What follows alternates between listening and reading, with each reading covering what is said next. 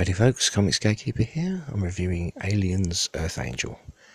And just before I get started, just to show my comic, Kreekraw and Kris Must Be Destroyed. Fully funded and in demand on Indiegogo. It's sci-fi action adventure with extreme violence and a little touch of comedy. Okay, so Dark Horse comics of the early 90s, when I was a child. Yeah, Dark Horse, I think we're an English company, so these were always around. I think I actually had this one, though I don't remember it that well, so it can't have been a classic. But yeah, I managed to find one on eBay, and somehow I ended up ordering 2 copies, one of which I cancelled. Yeah, second time I've done this video. For some reason my pad is fucking around. So 2 teenagers in small town America, and it's looking distinctly like it's the 1950s, find an alien spaceship, and because they're teenagers and they're really fucking stupid, they go into the ship, find a pilot, drag his alien ass out, and the spaceship immediately burns up. Yeah, they make a few assumptions that the evidence doesn't really back up, like, wow, that spaceship, what does it say? That there's going to be nothing left of that spaceship in a few minutes. I wonder if that was the plan. I was like, how do you possibly know that? You don't know what metal the alien spaceship's made of. But anyway, yeah. Spaceship burns up, and next thing we cut to them in the doctor's office with the alien on a slab. The small town doctor removes its face and finds out that it's not actually its face, it's some kind of bony parasite that's latched on. So far, so familiar. So yeah, while he's talking about how removing the spider thing is not actually much of an improvement because the alien is ugly as fuck, a chest burster comes out and gets away from them. While they're all shocked by this, they don't really know what to do because all they've got now is just a dead body. So the doctor goes home and grabs his wife and baby girl, and he decides to take her to the mother's for a week or two because he's got a bad feeling that it's not over, since that alien thing is still out there. And he's correct, because he runs into the alien literally with his car. It starts smashing windows, screeching and screaming as it's been ploughed into, and they jump out of the car. The car blows up, probably due to damage or acid blood or something, and the alien burns up. They're running through the woods. Unfortunately, somehow, the alien facehuggers have infected some bikers. These are teenage bikers, like, I don't know which one you call it. Like that old Marlon Brando film. Yeah, so they're all dressed pretty much like him. For the younger ones out there, you probably think of the character of Mutt in Indiana Jones and the Kingdom of the Crystal Skull. Stuff like that, yeah. Biker gangs were huge back then.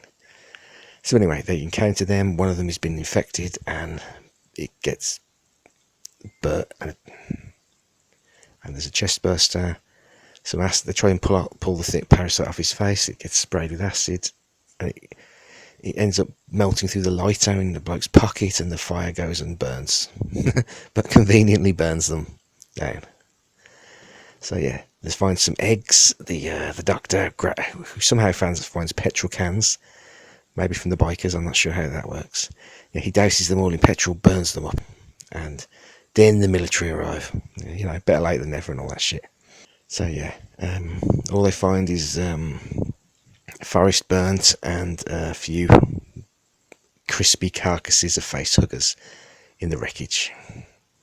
Doctor's back home, or possibly his mother's place, and yeah, he's answering inquiries about what the hell happened on the phone, and he identifies himself as Dr. Daniel Ripley.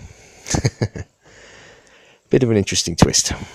The twist is actually the best part of the comic. So yeah, is it as good as I remember? I don't remember much about it. I didn't remember my mind being blown by that twist when I was a little kid. Not so much now. Now it's a bit more like random. Ha! We've tied it into the films. But yeah, I'd say it's okay. I'd say it's interesting. It functions as a comic. The art is meh. And yeah, it's good for like huge alien fans like me. And yeah, there are definitely better Dark Horse comics involving aliens. But yeah, I do like this one, and I had to wait for it to get here for weeks and weeks. So yeah, it being an okay comic, the thing I noticed about it was it's very compressed. When the events I told you happen very quickly. They find an alien spaceship, I think, in the first page, and they're in there grabbing this alien fella out, and it burns up by page 2. So definitely, if you're used to decompressed storytelling where the story drags out over 4 issues, yeah, then this will blow your tiny mind, because by the time it gets to the end of the 24 pages, lots and lots and lots of stuff has happened, and it's all like coming at you left and right. It definitely keeps your attention, and you're thinking, what the fuck's happening now? But yeah, I'm obviously used to modern comics because, yeah, this blew my mind. So, is it a recommend?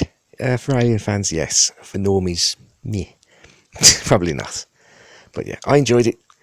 I don't know if I'm going to be reviewing the next Punisher Max. I think that will be the final one that Garth Ennis wrote, because I can't seem to find one for under £29.